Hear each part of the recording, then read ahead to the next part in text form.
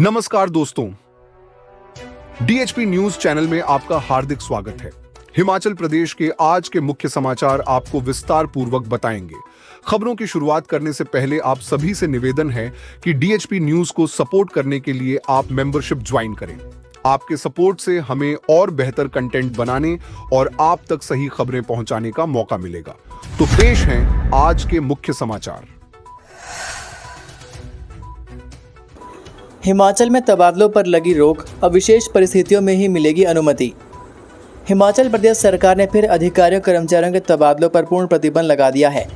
मुख्य सचिव संजय गुप्ता की ओर से जारी आदेशों में कहा गया कि पंचायती राज और शहरी निकाय चुनाव के चलते यह फैसला लिया है। सभी प्रशासनिक सचिवों, विभागाध्यक्षों, मंडलायुक्तों, उपायुक्तों व बोर्ड निगमों के प्रबंध निदेशकों को इन आदेशों का कड़ाई से पालन सुनिश्चित करने को कहा है। उल्लंघन की स्थिति में सख्त कार्रवाई की चेतावनी दी है। कार्मिक विभाग से जारी निर्देशों के अनुसार प्रदेश में इस समय चुनाव संबंधी गतिविधियां चल रही हैं। इस दौरान तबादलों से कार्य व्यवस्था बाधित हो सकती है। विशेष और अपरिहार्य परिस्थितियों में कुछ मामलों में तबादलों की अनुमति दी जा सकती है। इसके लिए राज्य चुनाव आयोग की स्वीकृति लेना अनिवार्य होगा। कार्यालय प्रमुखों को भी निर्देश दिए गए हैं कि बिना अनुमति किसी भी कर्मचारी को कार्यमुक्त न किया जाए, अन्यथा उनकी व्यक्तिगत जिम्मेदारी तय की जाएगी। सीबीएसई स्कूलों के लिए विभिन्न विषयों के 390 शिक्षक होंगे भर्ती, इस दिन से कर सकेंगे आवेदन। हिमाचल प्रदेश के बेरोजगार युवा वर्ग के लिए नौकरी पाने का सुनहरा मौका है। हिमाचल प्रदेश राज्य चयन आयोग हमीरपुर ने स्कूल शिक्षा विभाग में विभिन्न विषयों के शिक्षकों के 390 पद भरने के लिए अधिसूचना जारी की है। इन पदों के लिए ऑनलाइन आवेदन प्रक्रिया 13 अप्रैल से शुरू होगी। आयोग की ओर से जारी अधिसूचना के अनुसार अभ्यर्थी 13 अप्रैल सुबह 10 बजे से 4 मई रात 11:59 तक आवेदन कर सकेंगे। आवेदन केवल ऑनलाइन माध्यम से ही स्वीकार किए जाएंगे। भर्ती प्रक्रिया के तहत बायोलॉजी, केमिस्ट्री और फिजिक्स के 78 पद भरे जाएंगे, जबकि कॉमर्स के सबसे ज़्यादा 156 पद निर्धारित किए गए हैं। चयनित अभ्यर्थियों को 30,000 रुपये प्रतिमाह तय मानदेय दिया जाएगा। यह भर्ती सीबीएसई से संबद्ध स्कूलों में स्कीम आधारित होगी। अभ्यर्थी के पास संबंधित विषय में न्यूनतम 50% अंकों के साथ मास्टर डिग्री होना अनिवार्य है। इसके साथ ही बीएड और टीईटी पास होना जरूरी रखा गया है। अभ्यर्थियों को हिंदी और अंग्रेजी पढ़ाने में दक्ष होना भी जरूरी है। इन पदों के लिए न्यूनतम आयु 18 वर्ष और अधिकतम 45 वर्ष तय की गई है, जिसकी गणना 1 जनवरी 2026 के आधार पर की जाएगी। रोहतांग सहित भरमौर और पांगी की चोटियों पर बर्फबारी, शिमला में बरसे बादल। ऑरेंज अलर्ट के बीच मंगलवार को रोहतांग दर्रा सहित भरमौर और पांगी की चोटियों पर बर्फबारी हुई। शिमला में दोपहर बाद बादल बरसे। प्रदेश के अधिकांश क्षेत्रों में मंगलवार को बादल छाए रहे। हवाएं चलने से फिर ठंडक बढ़ गई है। प्रदेश के अधिकतम तापमान में मंगलवार को सोमवार के मुकाबले 7 से 8 डिग्री सेल्सियस की कमी दर्ज हुई। कांगड़ा, कुल्लू, मंडी, शिमला और सोलन जिला के कई क्षेत्रों में बुधवार को अंधड़ और ओलावृष्टि का ऑरेंज अलर्ट जारी हुआ। प्रदेश में 9 अप्रैल को भी मौसम खराब बना रहने का पूर्वानुमान है। 10 अप्रैल को धूप खिलने की संभावना है। 11 से 13 तक फिर पश्चिमी विक्षोभ सक्रिय होने से कई जगह बारिश, बर्फबारी और अंधड़ के आसार हैं। मंगलवार दोपहर बाद 13,050 फीट ऊंचे रोहतांग दर्रा सहित ऊंची चोटियों पर बर्फबारी हुई। बीआरओ ने ग्राम्फू काजा सड़क की बहाली का कार्य शुरू किया। वाहन मंगलवार को अटल टनल रोहतांग से कोकसर पहुंचे। जिला चंबा में भरमौर और पांगी की ऊपरी चोटियों में 7 से लेकर 17 सेंटीमीटर तक बर्फबारी हुई। वहीं निचले क्षेत्रों में दिन भर रुक रुक कर बारिश का क्रम जारी रहा। मौसम के बदले मिजाज ने ठंड बढ़ा दी है। जिले में मंगलवार को पांगी सलोनी में 2 सड़कें बंद रही। आईफोन के लिए नाबालिग बेटे ने चुराए मां के गहने, करीब 3 लाख रुपए का ले लिया लोन। यहां का है मामला। पुलिस थाना नादौन के तहत 2 दिन पूर्व गगाल में हुई गहनों की चोरी का मामला सुलझ गया है। पुलिस ने चोरी के गहनों को नादौन स्थित निजी फाइनेंस कंपनी से बरामद कर लिया।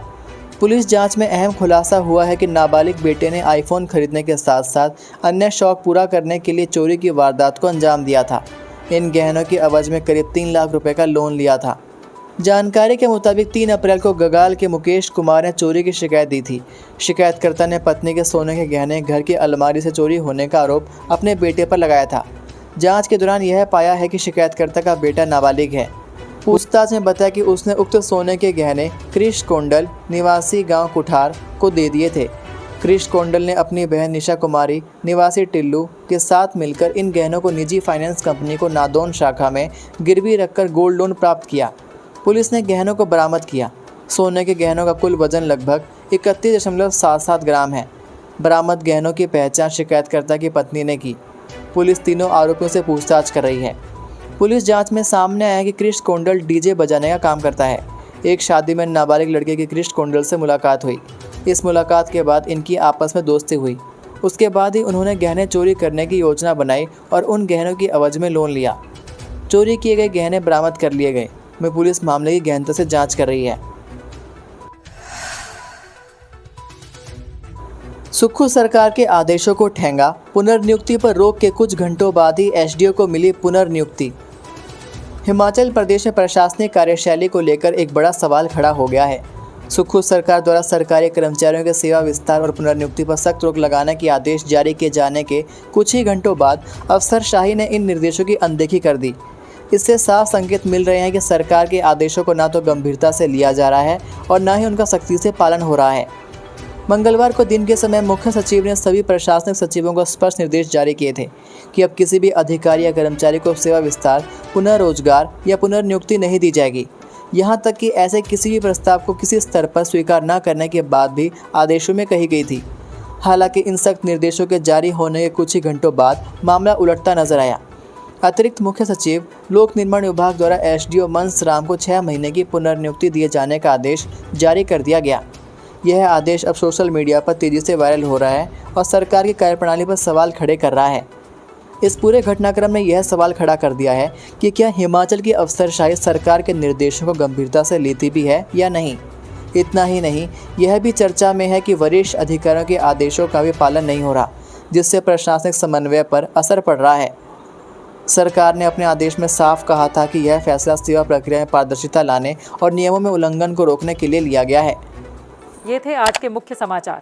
हिमाचल प्रदेश की बड़ी खबरें रोजाना जानने के लिए सब्सक्राइब कीजिए DHP न्यूज़ चैनल को और बेल आइकन पर क्लिक करें, जिससे आपको प्रदेश की बड़ी खबरें हमारे द्वारा मिलती रहें। वीडियो को लाइक और शेयर ज़रूर कीजिए और आप हमारी वीडियो कौन से शहर से देख रहे हैं नीचे कमेंट करके ज़रूर बताइए। वीडियो में अंत तक बने रहने के लिए आपका बहुत बहुत धन्यवाद। जय हिंद, जय भारत, जय हिमाचल।